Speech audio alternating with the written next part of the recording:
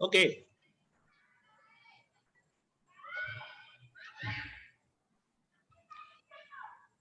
નમો વિતરાગાય. નમો વિતરાગાય. નમો અરિહંતાણમ. નમો અરિહંતાણમ. નમો સિદ્ધાણમ. નમો સિદ્ધાણમ. નમો આયરિયાણમ. નમો આયરિયાણમ. નમો ઉવજ્જાયાણમ. નમો ઉવજ્જાયાણમ. નમો લોય સૌવ સાહુણમ. નમો લોય સૌવ સાહુણમ. એશો પંચન મુક્કારો. એસો પંચન મુક્કારો. સૌવ પાવપણાશણો. સૌવ પાવકપણાશણો. મંગલાણમ ચ સૌવેશીમ. મંગલાણમ ચ સૌવેસિમ. પડમમ હવૈ મંગલમ. પડવમ હવૈ મંગલમ. ઓમ નમો ભગવતે વાસુદેવાય. ઓમ નમો ભગવતે વાસુદેવાય. ઓમ નમઃ શિવાય. ઓમ નમઃ શિવાય. જય સચ્ચિદાનંદ. જય સચ્ચિદાનંદ. જય સચ્ચિદાનંદ પ્રદીપ દાદા. જય સચ્ચિદાનંદ દીપક દાદા. જય સચ્ચિદાનંદ. જય સચ્ચિદાનંદ સર્વે મહાત્માઓ. આજે આપણે બીજું સેશન છે નવા લોકો માટે, અને આજે આપણે જાણીશું કે દાદા ભગવાનનો પૂર્વનો પુરુષાર્થ અને આ બહુમાં પણ જે પુરુષાર્થ એમનો હતો, જેના પરિણામે દાદા ભગવાન ખુલ્લા થયા, અક્રમ વિજ્ઞાન ખુલ્લું થયું, અને એ અક્રમ વિજ્ઞાનની યાત્રા 30 વર્ષ સુધી જે ચાલી એમને જ્ઞાન થયા પછી, અને ત્યારબાદની આખી ભૂમિકા મહાત્માઓની આપતપુત્રોની આપણે જાણીએ. જય સચ્ચિદાનંદ. પધારો પ્રદીપાનંદજી. જય સચ્ચિદાનંદ. જય સચ્ચિદાનંદ. જય સચ્ચિદાનંદ. દાદા ભગવાન એ જ્ઞાન પહેલા વ્યવહારની અંદર એ પોતે એવું ડેવલપમેન્ટ લઈ આવેલા કે એમને 13 વર્ષની ઉંમરમાં જ સ્કૂલની અંદર ભણતા ભણતા શિક્ષકને કહી દીધું કે આ બધી રકમો છે એ વિભાજન થઈ શકે એવી છે, અને અવિભાજ્ય કોઈ હોય તો ભગવાન છે, એટલે કે મેં ભગવાનને શોધી કાઢ્યા. પછી એ પોતે ઓબ્લાઇઝિંગ નેચરનો સ્વભાવ ધરાવતા હતા, અને એમની ભાવના હતી કે આખા વિશ્વના જીવોને જે દુઃખ છે એ દુઃખ મને હો, અને મારું સુખ જગતના જીવ માત્રને હો. એટલે એ ઓબ્લાઇઝિંગ નેચર અને એવી ભાવના સાથે એમનું જીવન આગળ વહેતા વહેતા એ પોતે એ કન્સ્ટ્રક્શનમાં ધંધામાં જોડાયા. પરંતુ ડે ટુ ડે લાઈફમાં એમને માકણ કરડે તો પણ એ પોતે એને મારતા પણ નહીં અને ભગાડતા પણ નહીં, પણ એ પોતે ગળા આગળ કરડે તો પગ પર મૂકી દેતા, અને પોતે કહેતા કે આપણે તો ખાનદાન છે, આપણા ઘરમાં કોઈ આવ્યો હોય અને ભૂખ્યો જાય કેમ પોસાય. એટલે નાનામાં નાના જીવ સાથે પણ એમની વિચારધારા બહુ જ જુદી હતી કે આપણા જેવા તો માણસો વિચારી પણ ન શકે. એવી જ રીતે જ્યારે પોરમાં જતા હોય, કોઈ કામથી મોડા આયા હોય અને કૂતરું સૂતું હોય તો પોતાના બૂટનો અવાજ આવે તો એની ઊંઘ બગડશે એમ માનીને બૂટ હાથમાં લઈ લેતા. એવી જ રીતે એમ કરતા કરતા એ પોતે જ્યારે માર્ગમાં એમનું જીવન વ્યતીત થતું ગયું, પછી એ ધંધામાં જોડાયા. એમની વિચારધારામાં એમના જીવનમાં સૌથી એક જ ચીજ હતી કે એમનો અહંકાર બહુ ટોપ પરનો હતો. એટલે કે કોઈ અંબાલાલ ભાઈની જગ્યાએ અંબાલાલ બોલે ને તો એમને આખી રાત નીંદર ના આવે. અને બીજું એમનો પોતાનું એવું ડેવલપમેન્ટ લઈ આવેલા કે કોઈ પણ વસ્તુ એમની આંખ સામે બને તો તરત જ એનો સોલ્યુશન લાવી દેતા, અને એમનું વિઝન ફરી જ જતું કે આમાં શું હોઈ શકે. તો જ્યારે કન્સ્ટ્રક્શનનો ધંધો કરતા હતા ત્યારે પ્યોરિટીની તમને વાત કરું છું કે દાદાને ધંધામાં નુકસાન થયું, પણ છતાં એ પોતે કઈ વિચારધારા ધરાવતા હતા કે જો બિલ્ડિંગમાંથી હું સિમેન્ટ અને સળિયા કાઢી લઉં તો મારા શરીરમાંથી લોહી અને હાડકા કાઢી લે તો મારી શું દશા થાય. એટલે પોતે નક્કી કરેલું કે ભૂખ્યા મરીશું પણ ચોરીઓ નહીં કરીએ. આ દાદા ભગવાનનો જીવનના સિદ્ધાંત હતા.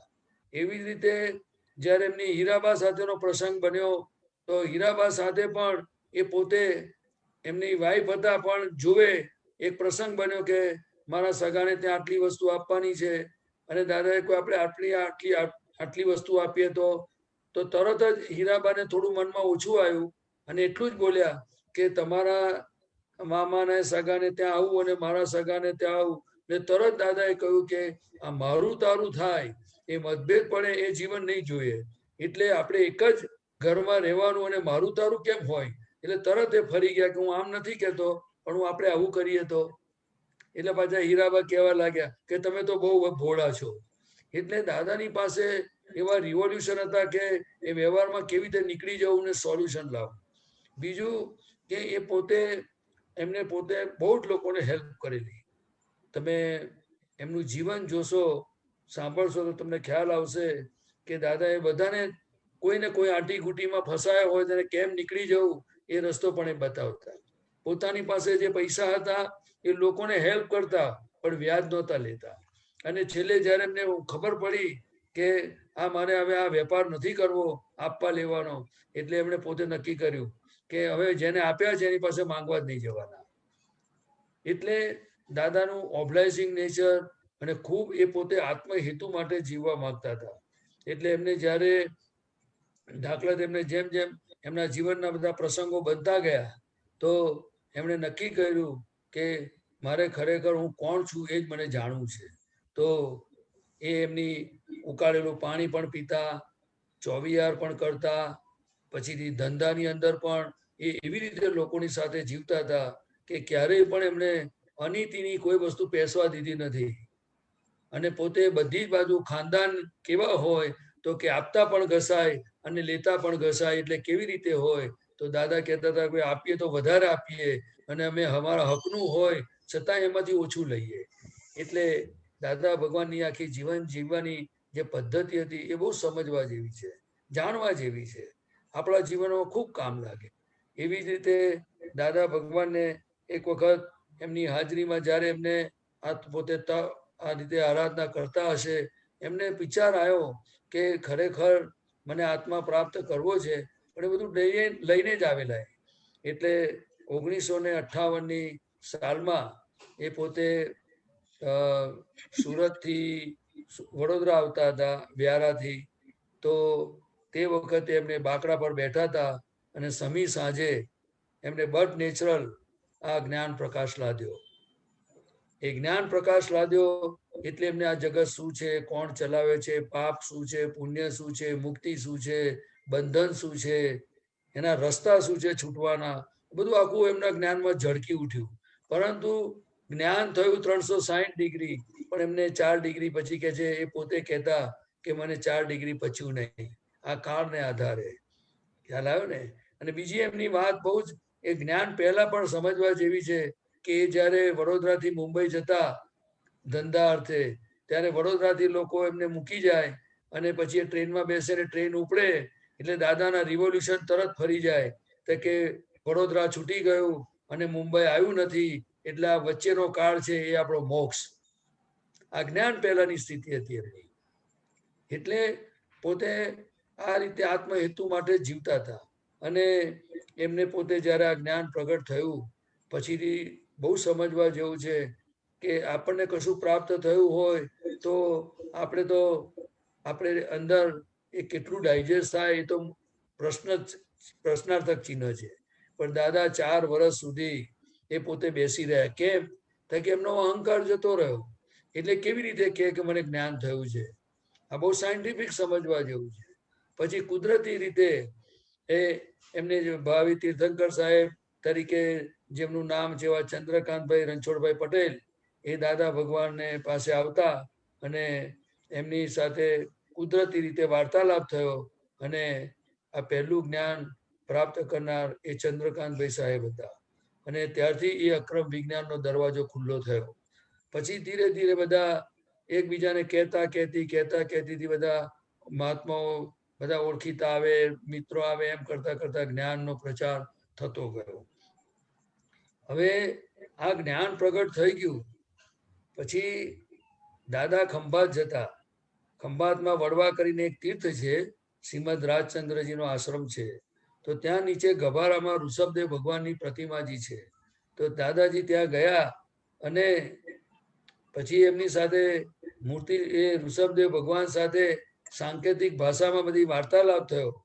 અને પછી એમણે કહ્યું કે ભાઈ મને આ જ્ઞાન પ્રગટ તો થયું છે, પરંતુ આ ક્રમિક માર્ગમાં જો હું આ વાત કરું છું તો લોકો પાવડા તપેલા મૂકીને તગારા મૂકીને નાસી જાય છે. તો હવે મને શું કરવાનું? તો કે જાઓ 2103 ની ટિકિટ છે, તો તમારે એમ કે આટલા જણને જ્ઞાન આપજો. પછી એ જ્ઞાનની શરૂઆતમાં ટિકિટો પૂરી થઈ ગઈ, એટલે એમના ભાગે સમથિંગ ટિકિટો આવી હતી 7 તારીખે લગભગ 700 જેટલા. એટલે ફરી પાછા દાદા ખંભાત વડવામાં ગયા અને ઋષભદેવ ભગવાન સાથે ફરી પાછો એ સંયોગ આવ્યો. અને ત્યારે એમને કહ્યું કે ભગવાન, તમે તો એમ કે કોઈ મને એવું પાત્ર દેખાતું નથી કે આ જ્ઞાનને કોઈ લાયક હોય. તો ઋષભદેવ ભગવાનની એમાંથી એમને મેસેજ મળ્યો કે ભાઈ તમને જે ભેગો થાય એ જ પાત્ર છે, એટલે તમે કોઈની પાત્રતા જોશો નહીં, પણ તમે આ જ્ઞાન લૂંટાઈ રાખો. એટલે ત્યારથી પછી આ જ્ઞાન જે બી ભેગા થાય ત્યારે 50 જણ તે વખતે થાય, બધા થોડા થોડા કરીને, ત્યારે એ જ્ઞાન વિધિનો પ્રોગ્રામ થતો. અને આશ્ચર્યની વાત એ છે કે ઋષભદેવ દાદા ભગવાન જે પહેલા તીર્થંકર ભગવાન થઈ ગયા, એમની પાસે અક્રમ વિજ્ઞાન હતું. આમ તો 24 તીર્થંકર ભગવંતોના હૃદયમાં અક્રમ હોય છે, પણ પહેલું અક્રમ વિજ્ઞાન ભરત ચક્રવર્તી રાજા એમના દીકરા હતા એમને એકલાને જ આપેલું. પરંતુ દાદા ભગવાન આ કાળના દેહધારી પરમાત્મા અક્રમ વિજ્ઞાની, એમણે તો જે ભેગા થયા એમને આ જ્ઞાન એમને આપી દીધું અને મોક્ષની જવાબદારી પણ લીધી અને એમને બંધનમાંથી મુક્ત કરાયા. પછી 5 આજ્ઞા પણ આપી. કારણ કે આ જ્ઞાન અક્રમ વિજ્ઞાન એટલે કે પેલા દર્શન, જ્ઞાન અને ચારિત્ર. ક્રમિક માર્ગ એટલે જ્ઞાન, દર્શન અને ચારિત્ર. ક્રમિક માર્ગમાં જ્ઞાન દર્શન એટલે જેમ જેમ એમને અનુભવ થતો જાય એમ દર્શન ખુલ્લું થતું જાય અને ચારિત્ર ઉત્પન્ન થતું જાય. જ્યારે અહીંયા બધો જ માલ પેન્ડિંગ, કચરો કહો કે જે કહો તે એ અંદર હોય, અને દાદા ભગવાનની કૃપાથી દાદા ભગવાન શું કરતા કે અંદર પ્રગટ થયેલા દાદા ભગવાનની કૃપા ઉતારતા અને એ કૃપાથી સામે જે કોઈ પણ જીવ હોય એને હું નિશ્ચય નિર્ણયથી કેવળ શુદ્ધાત્મા છું એવું એને ભાન થતું. એટલે દર્શન, જ્ઞાન અને ચારિત્ર એ અક્રમ વિજ્ઞાન છે. એટલે દાદા ભગવાનનો આ જ્ઞાનનો પ્રવાહ એ લગભગ એવી રીતે શરૂ થયો અને આજે લગભગ 1988 સુધી, એટલે કે ત્યાં સુધી જ્ઞાન વિધિ ચાલુ રહી. અને દાદા તો આમ તો 88 ના શરૂઆતમાં એટલે લગભગ એમનો દેહ વિલય થઈ ગયો. પણ દાદા ભગવાનની એક વિશેષતાઓ કેવી છે કે એમની સાથે જ્ઞાન મળ્યા પછી પણ દાદા મહાત્માઓ સાથે સમય શિખરજીની જાત્રા કરતા, પાલીતાણાની જાત્રા કરતા, મહેસાણા, મવડી, અંબાજીની પણ જાત્રાઓ થતી અને બધા મહાત્માઓ સાથેનો આ એક વ્યવહાર ચાલતો. એટલે દાદા કોઈ પણ જાતના આ જવાય ના જવાય, આમ કરાય ના કરાય એ ભાંજગડમાં હતા. અક્રમ વિજ્ઞાન ઇટસેલ્ફ કરવાપણામાંથી મુક્ત કરનારું વિજ્ઞાન છે.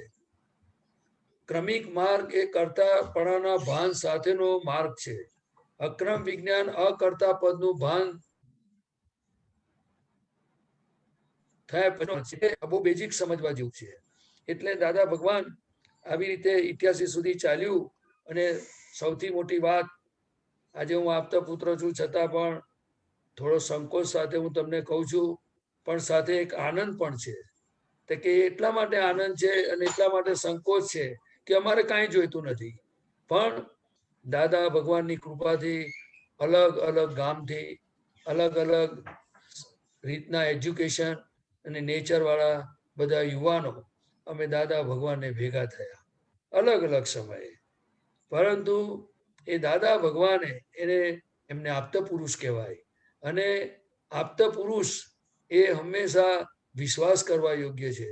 એવી રીતે એમની સાથે બધા યુવાનોને રહેવાનો સંજોગ આવ્યો, સેવાનો સંજોગ આવ્યો, અને દાદાએ ખૂબ અલગ અલગ રીતે સત્સંગ અને ઘડતરનું કામ કર્યું. એ પછી આપતા પુત્ર તરીકે ઓળખાયા. હવે આપતા પુત્રો એટલે શું કે એ તો પોતે પોતાની ભક્તિ કરતા હોય, એ પોતે પોતાનો પુરુષાર્થ કરતા હોય, અને સાથે સાથે દાદા ભગવાનનો જે જગત કલ્યાણનો યજ્ઞ છે એ યજ્ઞની અંદર દાદા ભગવાને કહેલું કે અડધા જગતનું કલ્યાણ અમારા હાથે થશે અને અડધા જગતનું કલ્યાણ અમારા મહાત્માઓનાથી થશે. એટલે આજે મહાત્માઓ પણ જ્ઞાન દ્રષ્ટિ પામેલા છે, એમનો પણ શુદ્ધાત્મ યોગ છે. આજે આપતા પુત્રો પણ છે, એ ખૂબ સિન્સિયર દાદાની ભક્તિ અને બધી રીતે 5 આજ્ઞાના પુરુષાર્થમાં લાગેલા છે. બધી રીતે બધું આ કુદરતમાં બન્યું છે. અને દાદા ભગવાન તો એટલે સુધી કહેતા કે અમારા આપતા પુત્રો એ અમારા કરણ છે, એટલે અમારે કંઈ જોઈતું નથી, પણ આ જસ્ટ તમારે જાણવા જેવું છે કે દાદા ભગવાનને આપતા પુત્રો પ્રત્યે ખૂબ કંઈક ને કંઈક એમની કૃપા અને વિશેષ એમને કૃપા વરસાવેલી છે.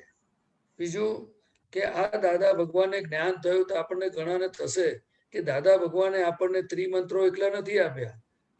નમસ્કાર વિધિ આપી છે, પ્રાતઃ વિધિ આપી છે, 9 કર્મો આપી છે. આ 9 કર્મોનું રહસ્ય પણ જાણવા જેવું છે. તો કે દાદા ભગવાનને આ જ્ઞાન થતા પહેલા એ 40 વર્ષ સુધી 9 કર્મોની આરાધના કરતા હતા.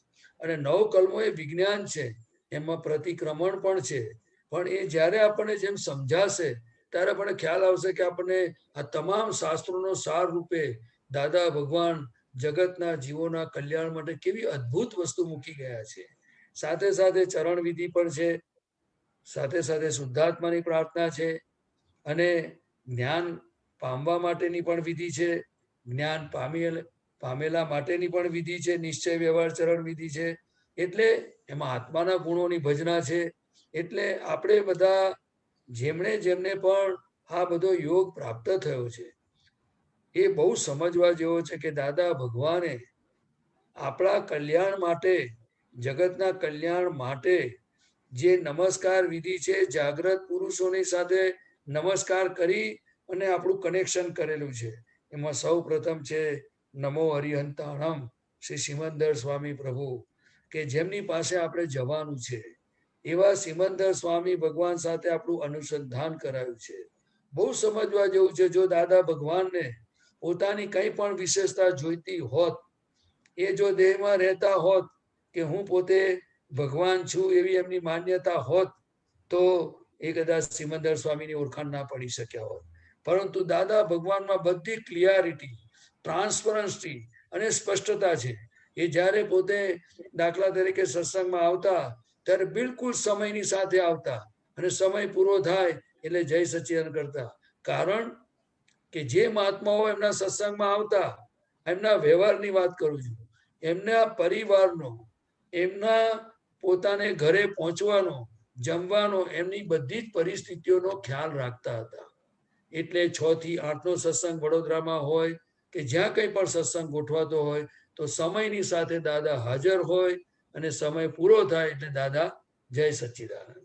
ઘણી વખત સત્સંગમાં વાતો થતી. આજે આપણા વ્યવહારમાં આપણે આ બધું શીખવા જેવું છે ને જાણવા જેવું છે. કોઈ દાદા ભગવાનના અસીમ જયકાર બોલે તો ઘણી વાર કોઈ કે તમે થબાકા પડાવો છો, તમે જાતે ભગવાન કેવડાવો છો. ત્યારે દાદા બહુ હસતા બહુ માર્મિક રીતે વાત કરતા કે ભાઈ હું ભગવાન નથી, આ તો ભાદરણના પટેલ છે, એમનું નામ અમ્માલાલ ગુરજીભાઈ પટેલ, અને કન્સ્ટ્રક્શનનો નંગોળ ધંધો કરે છે. પરંતુ જે દાદા ભગવાન ભાઈ પ્રગટ થયા છે, જે 14 લોકના નાથ છે, એને હું નમસ્કાર કરું છું. અને હું આ લોકોને પણ શીખવાડું છું કે એ દાદા ભગવાન તમારી મય છે. જો તમે પણ એને નમસ્કાર કરશો તો મારી 4 ડિગ્રી ખૂટે છે માટે હું બોલું છું, તમારી જેટલી ડિગ્રી ખૂટતી હોય તો તમે બોલો. હવે તમે મને કહો કે દાદા ભગવાન કેટલા ક્લિયર પુરુષ હતા. હવે સર્વજ્ઞની વાત આવે છે. ઘણા લોકો શાસ્ત્રોનો અભ્યાસ કરનાર એમની પાસે આવતા અને કહે કે ભરત ક્ષેત્રે હાલ વિચરતા સર્વજ્ઞ શ્રી દાદા ભગવાનને નિશ્ચયથી અત્યંત ભક્તિપૂર્વક નમસ્કાર કરું છું. તો દાદા ભગવાન ને પૂછતા કે તમે સર્વજ્ઞ કેમ કેવડાવો છો? ત્યારે દાદા પોતે કહેતા કે ભાઈ હું સર્વજ્ઞ થયો નથી, પણ હું સર્વજ્ઞ થવાના કારણો સેવું છું. જેમ આપણે બધા મહાત્માઓ આજે જે પુરુષાર્થ કરીએ છીએ, જે કે હું શુદ્ધાત્મા છું, આપણે 5 આજ્ઞા પાડીએ છીએ, તે શું છે? તો કે આપણી કેવળ જ્ઞાનના અંશો ખુલ્લા થતા જાય અને આપણે દાદા ભગવાન જેવું સુખ આપણને અનુભવમાં આવે, એટલા માટે આપણે આ બધી વસ્તુની આરાધના કરતા હોઈએ છીએ. એવી જ રીતે દાદા ભગવાન જ્યારે દાખલા તરીકે અમે આપતા પુત્રોને ખૂબ સેવા અને ઘણા સંજોગોનો લાભ મળ્યો છે, પણ દાદા ભગવાનની કેટલીક લાક્ષણિકતાઓ પણ જાણવા જેવી છે. કે દાદાને દાખલા તરીકે તમે જોયા હોય તો કોઈ કંઈ પણ એમની સામે વ્યવહાર કરે તો દાદા એવી રીતે હસતા હોય અને એ વાતને વાળી લેતા હોય. આજે એ બધી કળાઓ જેમની પાસે વ્યવહાર કળા હતી, જ્ઞાન કળા હતી, બોધ કળા હતી.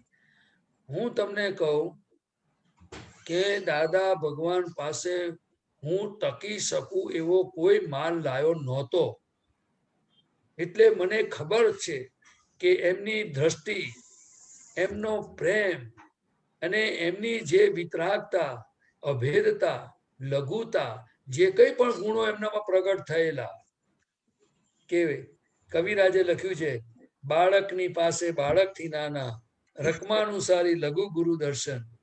એટલે દાદા ભગવાન પાસે જો રહેવું હોય તો દાદા ભગવાન ઘણી વાર કહેતા કે અહીં તો પ્રગટ અગ્નિ હોય, અહીંયા જાગ્રત રહેવું પડે. એવી રીતે આપતા પુત્રોને ચેતવતા, અમને બધું શીખવતા પણ ખરા, અમારી સાથે હસતા ગમત કરતા, પણ અમને ખબર નહોતી કે દાદા ભગવાનનો દેહ વિલય થશે અને અમારે આ સંજોગ અમારા ભાગે આવશે, અને આવ્યો, અને તમે બધા એ જાણો છો. એટલે દાદા ભગવાનનું જે અક્રમ વિજ્ઞાન છે એ ખૂબ સમજવા જેવું છે. અક્રમ વિજ્ઞાનની સાથે સાથે આજે તમને બધાને જે કંઈ પણ આપતા પુત્રો છે એ શું છે ખરેખર? તમને શું લાગે છે? કે તમને એમ લાગે છે કે આ એક સાધુ છે અથવા તો કોઈ આ છે? પણ ના, એ પોતાની આંતરિક દ્રષ્ટિ પામેલા પુરુષો છે. એ લોકો જે દાદા ભગવાને આપેલી માર્ગદર્શન, એમની આપેલી આજ્ઞાઓ, અને એ અંતરથી માત્ર દાદા ભગવાનને જ સિન્સિયર છે. એ નહીં કે પોતાની પ્રકૃતિને સિન્સિયર છે, નહીં કે આ જગતની કોઈ ચીજો માટે આવેલા છે. આ તો એક રોલ આવ્યો છે.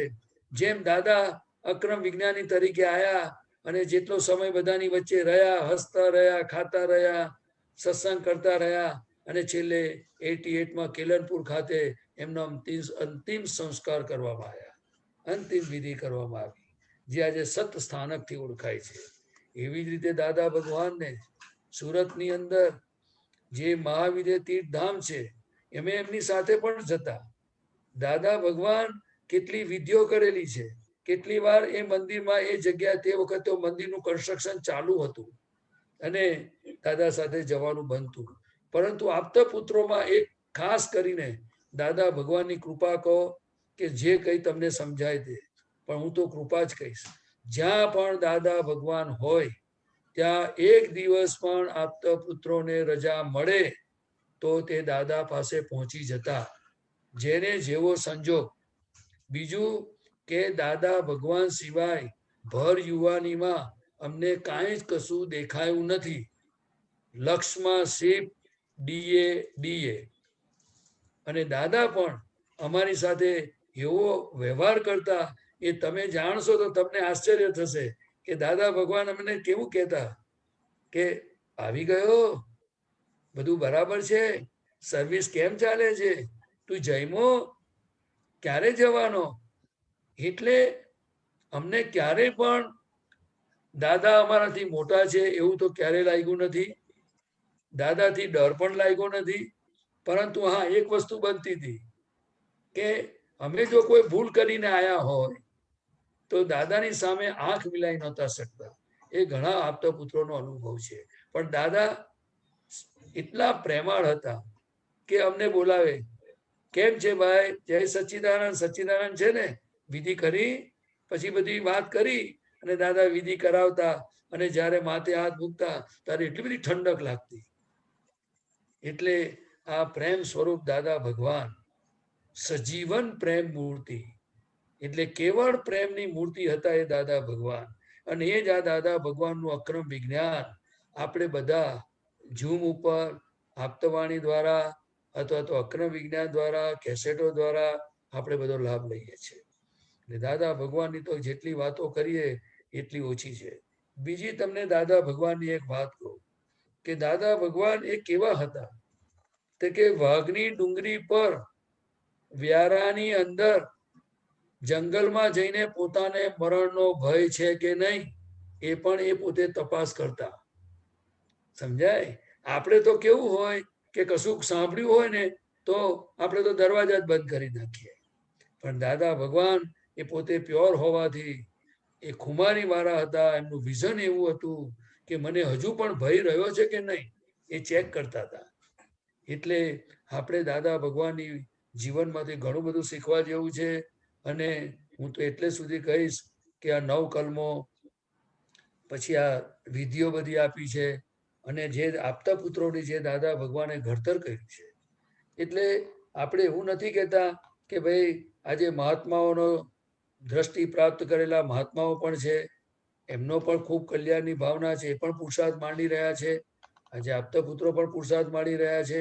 આજે આપણો જય સચ્ચિદાનંદ સંઘ છે. એટલે દાદાનું કાર્ય તો બધું કલ્યાણનું ઇનડિરેક્ટ ચાલી જ રહ્યું છે. પરંતુ આજે જે તમને બધાને જે આપતા પુત્રો દાખલા તરીકે જે દાદા ભગવાન કહેતા કે અમારી ભાઈ અહીંયા કોઈ ગાદી, કોઈ પૂછેલું કે દાદા કેવું છે આ તમારા બધા, તમારા પછી શું એમ? તો દાદા કે ભાઈ એ તો કઈ ભત્રીજાને અને એવાની કઈ ગાદીઓ આપવાની વાત નથી હોતી. આ તો વિતરાગોનો માર્ગ છે. અહીંયા ગાદી પ્રથા હોતી જ નથી કે છે. એટલે આ ખાસ જાણી રાખજો તમે કે આ ગાદીથી ચાલતો માર્ગ ન હોય.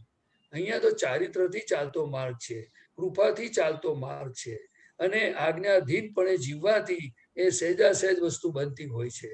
એટલે આજે જે તમને બધાને આ અહીંયા સમર્પણ વિધિનો જે યોગ પ્રાપ્ત થયો છે, એટલે હું તો એટલું જ કહીશ કે બધા મહાત્માઓની દાદાની કલ્યાણની ભાવના, મહાત્માઓનો આજે અંદર શુદ્ધાત્મા એટલે પરમાત્મા યોગ એમનો પણ દિવસે દિવસે આગળ વધી રહ્યો છે. આપતા પુત્રો પણ પુરુષાર્થ માંડી રહ્યા છે. એટલે જેને જેને આ બધા યોગ પ્રાપ્ત થયા છે, તો એટલું જ હું તો સમજાય છે મને કે આપણે પોતે એવો પુરુષાર્થ માંડીએ કે જેથી આ દાખલે તમને સમર્પણ વિધિનો યોગ આવ્યો છે, પછીથી તમને જે કંઈ વિજ્ઞાન પ્રાપ્ત થયું છે, જે સમજણ પ્રાપ્ત થઈ છે, એમાં સિમંદર સ્વામી ભગવાનનું અનુસંધાન પ્રાપ્ત થયું છે. તો તમે તમારા જીવનમાં ભલે તમે કોઈક સિન્સિયરલી અમુક વસ્તુ બને ના બને, પરંતુ તમે આપતા પુત્રોનો ટચ રાખજો, સત્સંગના ટચમાં રહેજો અને બધી એક એક વાતને વૈજ્ઞાનિક દાદા ભગવાનની જે રીત છે એ બધી સમજતા જજો. કારણ કે આ વિજ્ઞાન હોવાથી આમાં કરવાપણું નથી હોતું, પણ જેટલી તમારી સમજણ આપણી ડેવલપ થતી જશે અને તેમ તેમ આ ભક્તિ કરતા જઈશું, આજ્ઞા સમજતા જઈશું, પછી દાદાની બધી વાતો જેમ જેમ પકડાતી જશે તો જ આપણને એની અનુભૂતિ થશે. અને જો તમને ક્લિયર કટ કહું કે આજે રહીને કાલે પણ મહાવીર ભગવાન પણ સિમંદર સ્વામી માટે કહી ગયા છે. દાદા ભગવાને પણ સિમંદર સ્વામી ભગવાન સાથે અનુસંધાન કરાયું છે. અનુસંધાન બહુ સમજવા જેવી ચીજ છે. જો આ પ્રત્યક્ષ અરિયન ભગવાન પાસે આપણે જવું હોય તો તમે મને કહો કે જો ખરેખર આપણે મોક્ષે જવું છે એવી જો આપણી હૃદયની ભાવના હોય તો આપણે શું કરવું જોઈએ? તો દાદા ભગવાને કહેલું આજ્ઞા પાડવી જોઈએ. દાદા ભગવાનની એક એક વાત સમજવી જોઈએ અને આપણે સિન્સિયર થવું જોઈએ.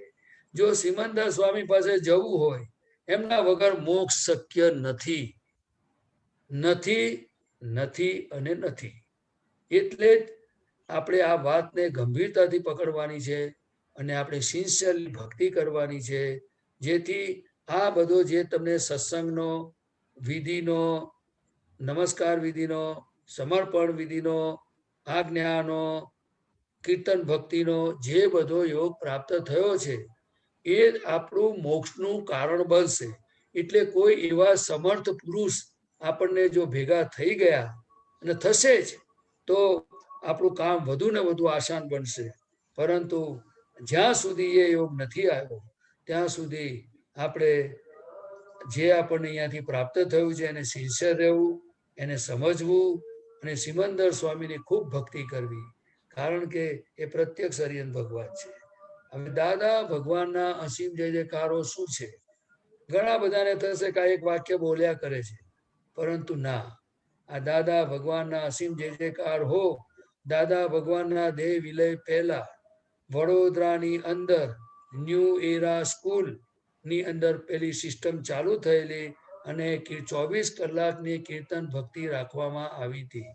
એ 24 કલાકની કીર્તન ભક્તિ એક મહાત્માને ઘરે પણ રાખવામાં આવી હતી. અને દાદા ભગવાનની આજ્ઞા હતી કે દર 15 દિવસે એક વખત રાખવી. એટલે ત્યારથી એ કીર્તન ભક્તિ શરૂ થઈ છે, હજુ પણ એ ચાલે છે. એ દાદા ભગવાનના અસીમ જય જયકારો એ પોતાની અંદર રહેલું આત્મ સ્વરૂપની ભક્તિ છે. એટલે આપણે આ સત્સંગમાં જે યુવાનો, યુવતીઓ, વડીલો, મહાત્માઓ, જે કોઈ પણ નવા જૂના જે બી હોય, હું માત્ર મને એટલું સમજાય છે કે આપણે જેમ જેમ આ દાદાની વાતો સમજતા જઈશું, દાદા શું છે તે સમજતા જઈશું, તો જ આપણામાં ધીરે ધીરે એ તરફ પ્રગતિ થશે. નહીં તો આ કાળમાં એટલા બધા વિકટ સંજોગો છે કે તમને ક્યાં ને ક્યાં મોહના વાતાવરણમાં, લપસણા વાતાવરણમાં તમને ધકેલી જશે અને આપણે દાદાથી દૂર થઈ જઈશું. એટલે બી કેરફુલ. તમે નિયમ બનાવજો, તમે દાદાની વાત સમજજો, 5 આજ્ઞાનું વિજ્ઞાન સમજજો, 9 કલમો સમજજો અને ખૂબ સત્સંગ દ્વારા કે હું ખરેખર કેવી રીતે પ્રગતિ કરું, પુરુષાર્થ કરું, એ બધી વાતો સમજજો. કારણ કે તમે અહીં આવ્યા છો એટલે મને નિશ્ચિત વિશ્વાસ છે, અખંડ વિશ્વાસ છે કે એક વખત દાદા ભગવાન કહેતા હતા કે આ આજા ફસાજાની કંપની છે, એટલે અહીંયા આવતા પહેલા વિચાર કરજો. હવે જો તમે બધા અહીંયા આવ્યા છો એટલે તમે ફસાણા છો. એટલે એટલું સમજી લેજો કે ફસાવું એટલે શું, કે તમે જો આ સત્સંગનો સ્વાદ, આ જ્ઞાનનો સ્વાદ ચાખશો એટલે બહાર તમને ફીક્કું લાગવાનું જ છે. તમે જશો ખરા કર્મના ઉદયથી, ચટાકા મારી આવશો, પણ પછીથી પાછું તમને થશે કે સારું સત્સંગ જેવી તો મજા ક્યાંય નહીં. ખ્યાલ આવ્યો ને? એટલે તમને આવું અદ્ભુત વસ્તુ પ્રાપ્ત થઈ છે. અને જે આપતા પુત્ર સાહેબોએ જે કંઈ પણ આપણામાં પોતાને દાદાને સિન્સિયર એવા આપતા પુત્રો, પોતાની જાગૃતિને સિન્સિયર એવા આપતા પુત્રો, 5 આજ્ઞાને સિન્સિયર એવા આપતા પુત્રો, જે મન વચન કાયાથી અખંડ બ્રહ્મચર્યની જેની નિષ્ઠામાં છે, જેના પુરુષાર્થમાં છે, એવા ચોખ્ખા લક્ષ્મી અને વિષયથી મુક્ત એવા આપતા પુત્રો એ આજે દાદા ભગવાન મૂકી ગયા છે.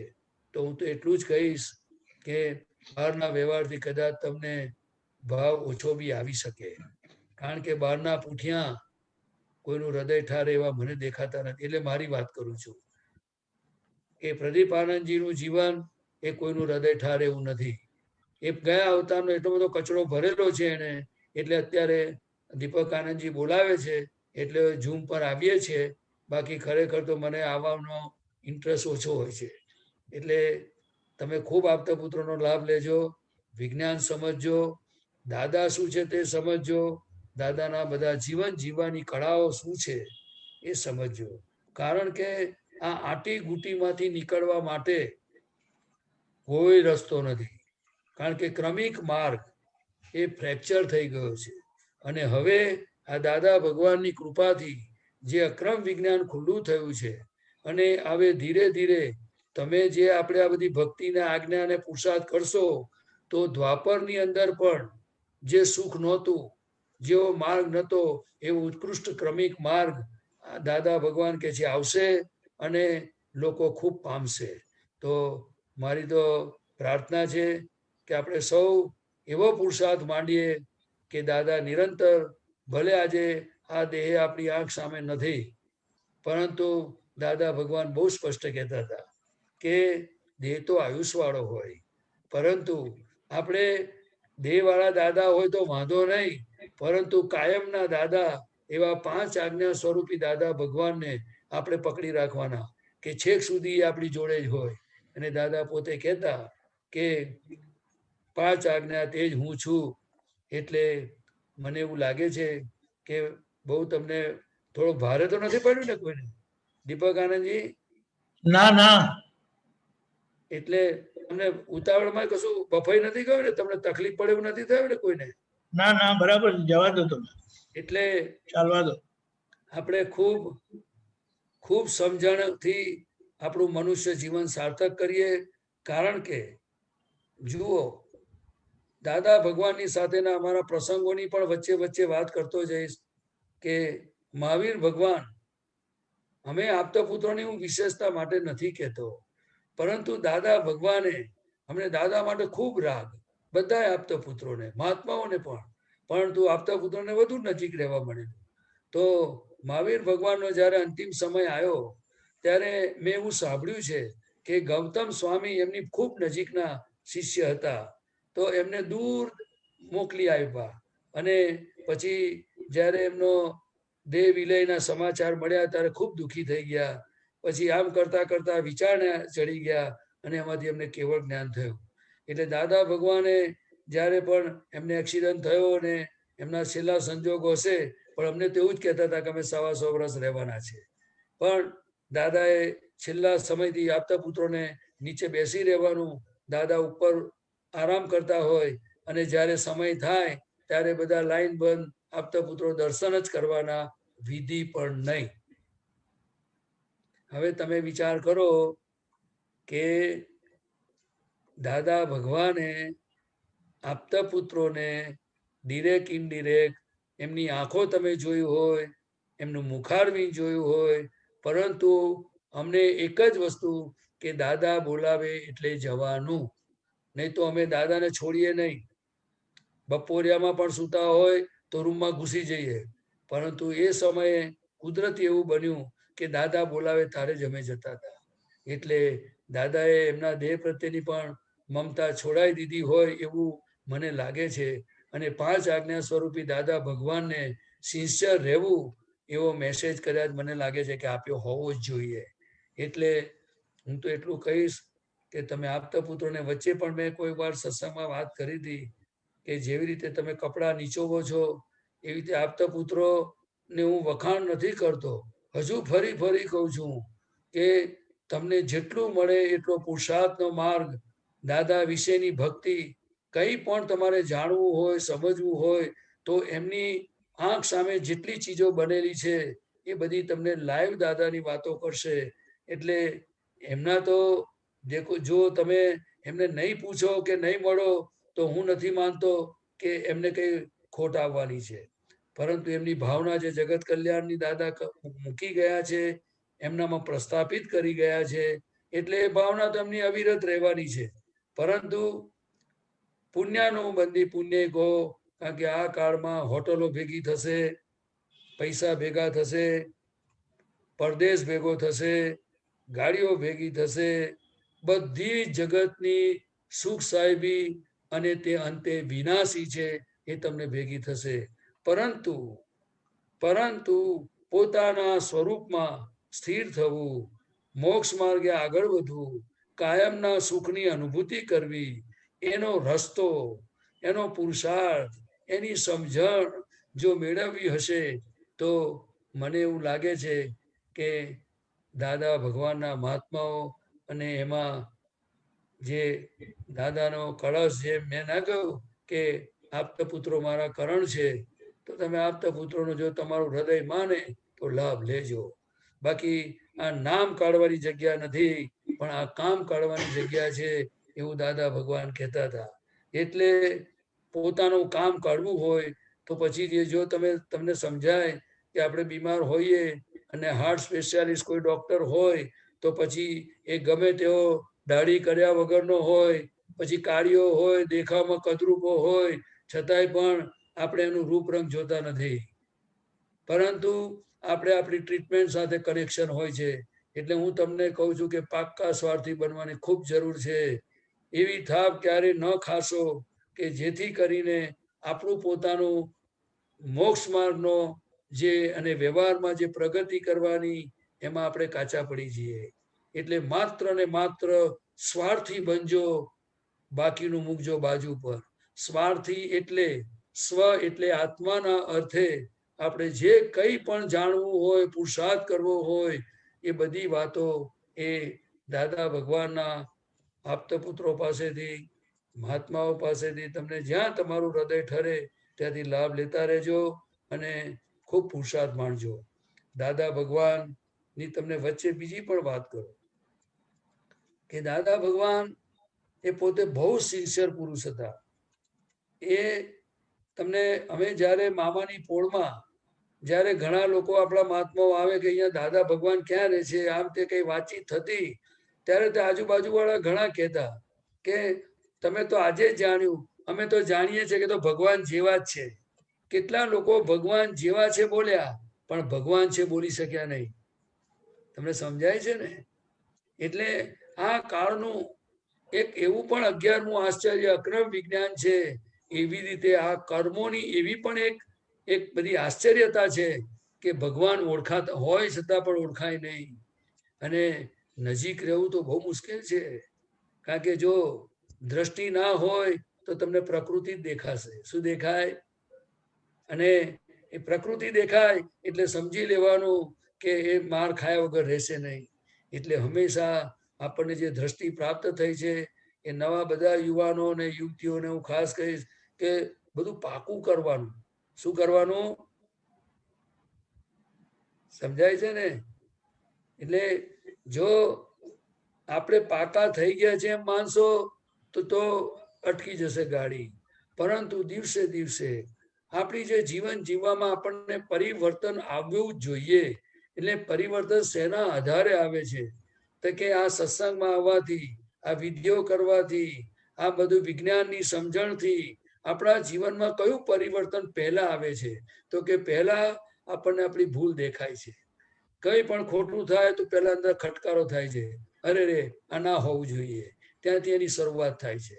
પછી ધીરે ધીરે એના પ્રતિક્રમણ થાય, પુરુષાર્થ થાય અને પછીથી એ ભૂલો ઓછી થતી જાય.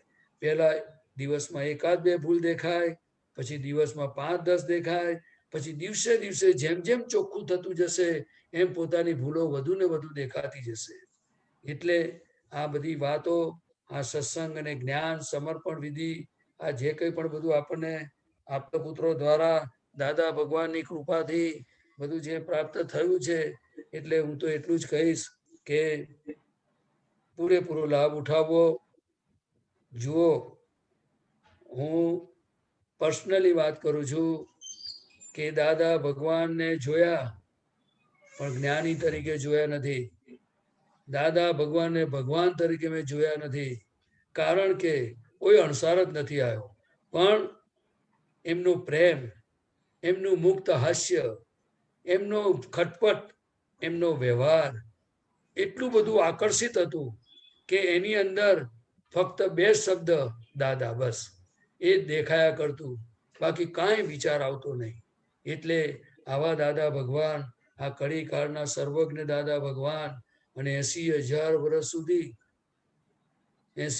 વર્ષ સુધી દાદા ભગવાન મહાબળેશ્વર ની હોટલમાં એક વખત સત્સંગ રાખેલો. અમે બધા આપતપુત્રો ગયેલા અને તે વખતે ત્યાં દાદાના સત્સંગમાં વાત નીકળેલી, આ છેલ્લું અજવાળું છે. શું છે છેલ્લું અજવાળું? એટલે શું? તે કે આ જે પ્રગટેલા દીવડા છે, આપણે સમજી શકીએ છીએ કે કોઈ દીવો પ્રગટ હોય તો તમે 100 દીવડા સળગાઈ શકો કે નહીં? લાખ પણ પ્રગટાવી શકો. એવી જ રીતે અત્યારે દાદા ભગવાનના મહાત્માઓ અને આપતપુત્રો આખો સંઘ અને પ્રગટ દીવા સ્વરૂપે છે. તો આપણે આપણો પોતાનો પુરુષાર્થ માંડીએ, આપણે ભક્તિ કરીએ, જે કંઈ પણ આપણને બધું માર્ગદર્શન મળ્યું છે તેને બરાબર સમજી લેવું અને આપણને જ્યાં જ્યાં સુધી સમાધાન ના થાય ત્યાં સમજવા કોશિશ કરજો અને તમારા રિયલ પ્રશ્નોને પૂછજો. રિયલ પ્રશ્ન એટલે કે હું અહીંયાથી, દાખલા તરીકે આપણે ડોક્ટર પાસે જઈએ તો આપણે શું કહીએ કે મને માથું દુખે છે અને ચક્કર આવે છે અને વોમિટિંગ જેવું થાય છે, તો એની દવા માંગીએ. પણ આપણે એવું પૂછીએ કે મને ઢીચણ દુખે તો શું કરવાનું, મને કાલે સવારે કમરમાં દુખાવો થાય તો મને શું કરવાનું, એની કઈ દવા લેવાની, કદાચ મને કોરોના થઈ જાય તો કઈ દવા લેવાની, આપણે એવું પૂછાય? ડોક્ટર પાસે શું પૂછીએ? એટલે આ દાદા ભગવાન તો કેવા હતા કે ગમે તે રીતે, કારણ કે એમને આખું પાતાળ ખુલ્લું થઈ ગયેલું, એટલે કે 360 ડિગ્રી ભગવાન પ્રગટ થઈ ગયેલા, એટલે ગમે ત્યાંથી પણ મૂળ ટ્રેક પર લાવી દેતા હતા. એટલે આપણે બધા મહાત્માઓ આયુષ્ય ટૂંકું છે, સમય ઓછો છે અને જંજાળ લાંબી છે, એ બધો કચરો સાફ કરી અને આપણે પોતે જેમ બને એમ પુરુષાર્થ કરી અને દાદા જેવું સુખ અનુભવવાનું છે. આપણું પોતાનું સુખ આપણીમાં રહેલું છે, એ સુખનો સ્વાદ ચાખવાનો છે. એટલે આપણે કોઈક સિસ્ટમ સમજીએ. વ્યવહારને હટાવવાનું દાદા ભગવાને કહ્યું નથી, પરંતુ વ્યવહારને સામેથી ઊભો કરવાનો પણ કહ્યું નથી. દાદા ભગવાને ફાયદો આવે તેનો સમભાવે નિકાલ કરવાનું કહ્યું છે. એટલે સમભાવે સામે આવે તો, હવે ગુજરાતીમાં તો બધાને સમજી શકાય એવું છે કે આવવું અને ઊભું કરવું, એમાં ફેર ખરો હશે કે નહીં હોય? ખરો હશે? કઈ ફેર હશે કે નહીં હોય? જેમ શબ્દ જુદા છે એટલે એનો કંઈક પણ અર્થ, મિનિંગ જુદો હોવો જ જોઈએ. એ શોધખોળ દાદા ભગવાનની છે. એટલે આપણે સૌ એવો પુરુષાર્થ માંડીએ, એવા જાગૃત થઈએ કે આપણે જ્યાં હોય ત્યાં જુઓ, હું એટલે કે હું શુદ્ધાત્મા છું, પરંતુ આ ફાઇલ નંબર 1 પ્રદીપને હજુ પણ કહું છું કે અગરબત્તીની સુગંધ આવે છે, અગરબત્તી જળી જાય છે અને એની સુગંધ આવે છે, પરંતુ હજુ તારી સુગંધ આવતી મેં જોઈ નથી. દાદા ભગવાન એ એવા સુગંધીદાર હતા કે એમને સુગંધી એટલે તમને સમજાશે કે આજે એમનો ફોટો જુએ ને તોય પણ માણસ સ્થિર થઈ જાય. આજે એમનો ફોટો જુએ ને અને જો વધુ સમય એની અંદર કંઈક થાય ને તો એની આંખમાં આંસુના ટપકા પડવા માંડે. જો વધુ સ્થિરતાથી જુએ ને તો એનું હૃદય સ્તબ્ધ થઈ જાય. એવા એ દાદા ભગવાન હતા. તો આપણે સૌ આવો સુંદર માર્ગ, આવા સુંદર મહાત્માઓ, આવા સુંદર આપતપુત્રો, આવો સુંદર સંઘ અને આવી બધી જ દાદા ભગવાનની આપેલી વસ્તુઓ, જેમ કે મને આપણને વિધિઓ, પ્રાતઃવિધિ, જે કંઈ પણ બધું પ્રાપ્ત થયું છે એને ખૂબ એની આરાધના કરીએ અને અંતરથી નક્કી કરીએ કે આ જ મારું સર્વસ્વ છે. જો ક્રમિક માર્ગના કૃપાળુ દેવ શ્રીમદ રાજચંદ્રજી કહેતા હતા કે જ્ઞાની પુરુષ એ જ મારો આત્મા છે. જેમ જેમ એ શ્રદ્ધા થતી જશે ત્યારે દર અસલ આત્માની આપણને અનુભૂતિ, પ્રાપ્તિથી લઈને અનુભૂતિ સુધી આપણે પહોંચી શકીશું. તો આજે ભલે તમે એ મગજમાંથી કાઢી નાખજો કે દાદા ભગવાનની જે આપણને બધી આજ્ઞાઓ આપી ગયેલી બધી વસ્તુઓ પ્રાપ્ત થઈ છે, એ જ દાદા ભગવાને આપેલી છે. કારણ કે હું તમને એ પણ વાત કરું કે દાદા ભગવાનની હાજરીમાં આજે 5 વસ્તુ, એ દાદા ભગવાન કોઈ નવા વ્યક્તિ આવતા તો આપતા પુત્રોને કહેતા હતા, જાઓ ઓપરેશન થિયેટરમાં લઈ જાઓ. દાદાના બધા માર્મિક શબ્દો છે. હા, તો પછી એ બધું આપતા પુત્ર 1-2 જે હોય એ લઈ જતા અને બધું સમજાવતા અને પછી દાદા કે બધું થઈ ગયું? તો કેવું થઈ ગયું? અને પેલા ભાઈને પણ પૂછતા હતા, સમજી ગયા? ઓકે ચાલો. એટલે દાદા ભગવાન આજ્ઞા કરીને ગયા છે, એટલે આપણે એનું મહત્વ ખૂબ સમજવા જેવું છે. જ્ઞાની પુરુષની આજ્ઞા જેને પ્રાપ્ત થઈ, ડિરેક્ટ ઇનડિરેક્ટ આ બધામાં શબ્દોમાં નહીં પડવાનું, પરંતુ દાદાને મળેલા દીવડા હજે પ્રગટ છે, એટલે કે હાજર છે. એટલે જો એનો પરમ વિનય કરવામાં તો ના આવે તો કઈ નહીં, પણ જો વિનય પણ આવડશે તો હું એવું માનું છું કે દાદા તમારાથી દૂર ના હોઈ શકે. દાદા દૂર ના હોઈ શકે, કારણ કે જે તમને કઈ પણ વસ્તુ આપી રહ્યા છે એની માત્ર ને માત્ર ભાવના જો કોઈ હોય તો કલ્યાણની ભાવના છે. કઈ છે? એટલે દાદા ભગવાનની મેં વાત કરી ને કે દાદા ભગવાન કહેતા હતા એમની ભાવના હતી કે આખા જગતના દુઃખ મને હો અને મારું સુખ જીવ માત્રને હો. તો આપણે પણ આવો, આપણે બધા મહાત્માઓ, યુવાનો બધા એવો પુરુષાર્થ કરીએ કે જેથી કરીને આપણને ક્યારે એવો અહેસાસ ન થાય કે દાદા ભગવાન નથી. દાદા ભગવાન મારી સાથે જ છે. એમના સિદ્ધાંતો, એમની આજ્ઞા, એમના વચનોને સિન્સિયર રહેવું, કાચા પડી જવું તો ફરી પ્રાર્થના કરીને શક્તિ માંગવી, પણ કાચા પણ ચૂકતા નહીં. જગતની ધોલો ખાવામાં સ્વાદ છે, જગતની ધોલો ખાવામાં સ્વાદ છે, પણ આપવામાં સ્વાદ નથી. એટલે કઈ પણ દાદા ભગવાન વાળા આયા, આ મોટા આ આયા, કઈ અપમાન પણ સહન કરવાનું આવે તો હસતા હસતા પીજો, એ આત્માનું ટોનિક છે. પરંતુ હું અત્યાર સુધી કાચો પડ્યો છું, કારણ કે પણ હવેથી દ્રઢ નિશ્ચય નિર્ણય કરેલો છે એક જ કે દાદાની આજ્ઞા એ ધર્મ અને એ તપ. એટલે આવો આપણે બધા સાથે મળીને દાદાને ખૂબ ભક્તિ કરીએ, પુરુષાર્થ કરીએ, વિજ્ઞાન સમજીએ અને એમ કરીને આ જગતના જીવોને સુખ શાંતિ થાય એવા દાદાના જગત કલ્યાણમાં આપણે બધા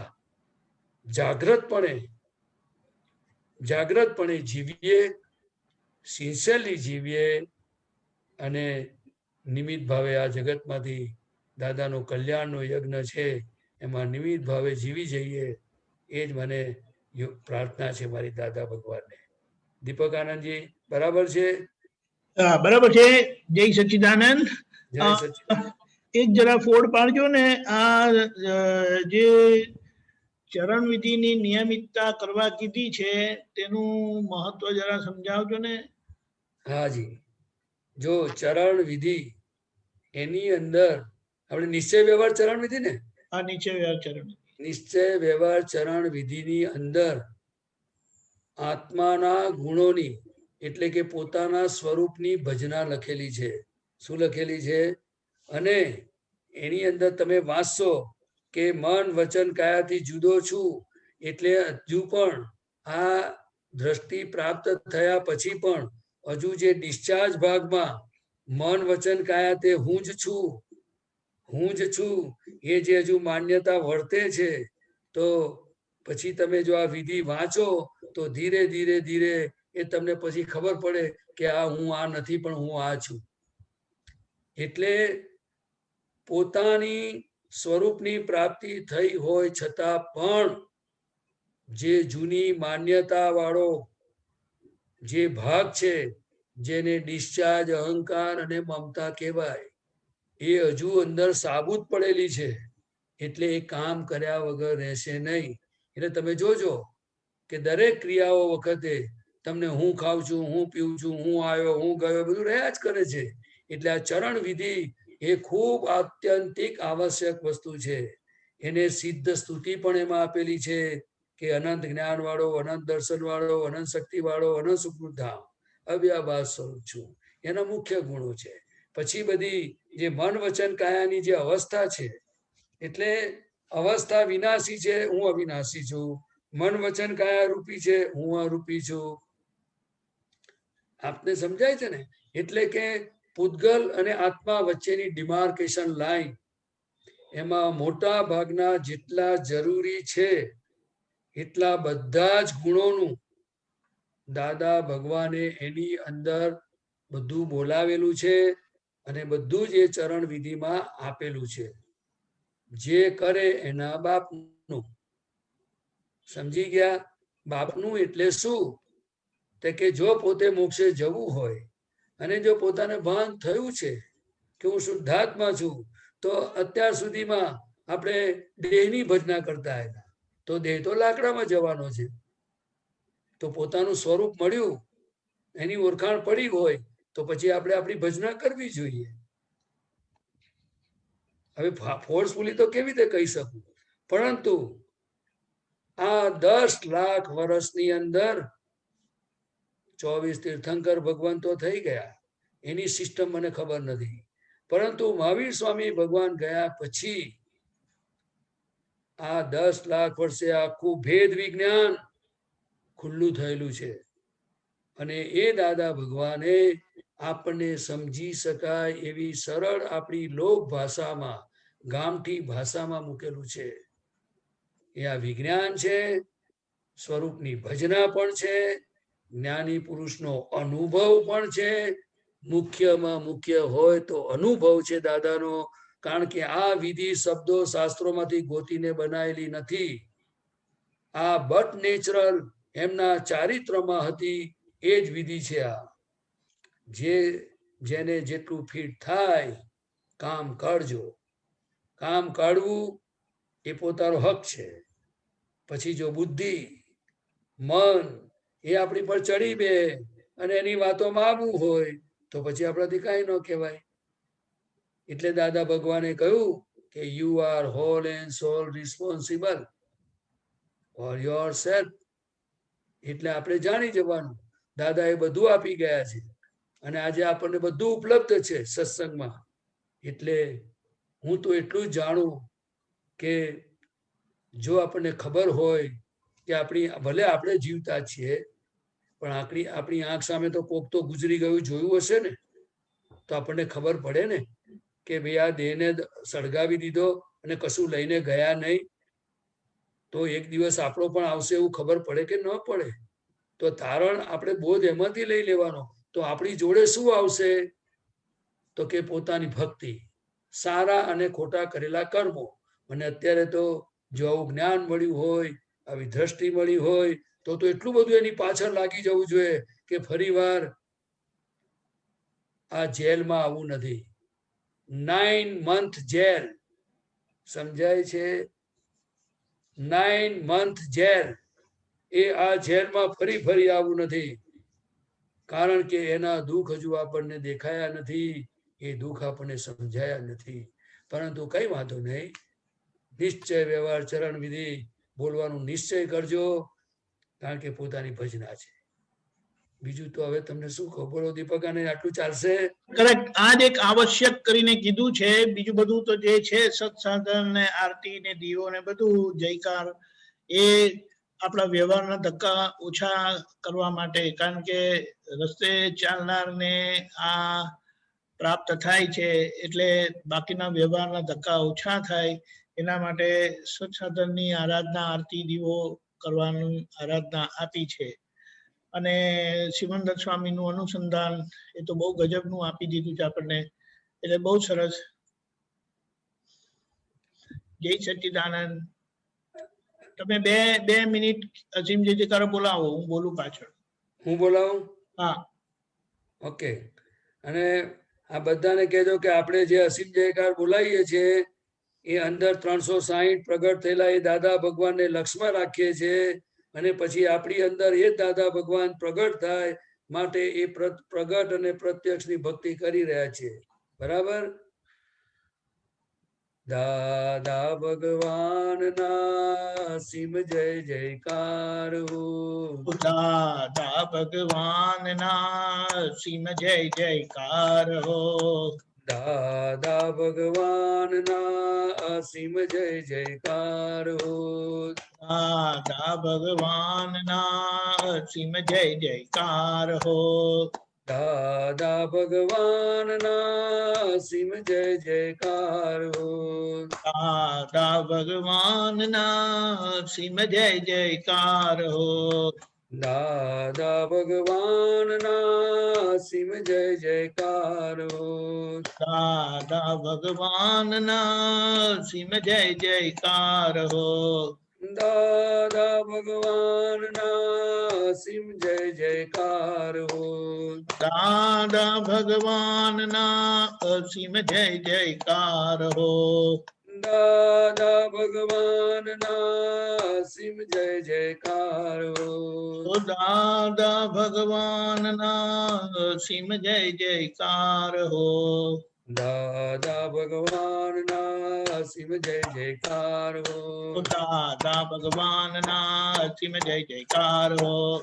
દાદા ભગવાનના સિમ જય જયકાર હો. દાદા ભગવાનના અસીમ જય જયકાર હો. જય સચ્ચિદાનંદ. જય સચ્ચિદાનંદ. ત્રિમંત્ર બોલાવજો, હું ફોલો કરીશ. નમો વિતરાગાય. નમો વિતરાગાય. નમો અરિહંતાણમ. નમો અરિહંતાણમ. નમો સિદ્ધાણમ. નમો સિદ્ધાણમ. નમો આયરિયાણમ. નમો આયરિયાણમ. નમો ઉવજ્જાયાણમ. નમો વજ્જાયાણમ. નમો લોય સવ સાહુણમ. નમો લોય સવ સાહુણમ. એસો પંચન મુક્કારો. એસો પંચન મુક્કારો. સવ પાવપણાસણો. સૌ પાવપણાસણો. મંગલાણમ ચ સવ્વેશીમ. મંગલાણમ ચ સૌવેશિમ. પરમમ હવૈ મંગલમ. પરમં હવૈ મંગલમ. ઓમ નમો ભગવતે વાસુદેવાય. ઓમ નમો ભગવતે વાસુદેવાય. ઓમ નમઃ શિવાય. ઓમ નમઃ શિવાય. જય સચ્ચિદાનંદ. જય સચ્ચિદાનંદ.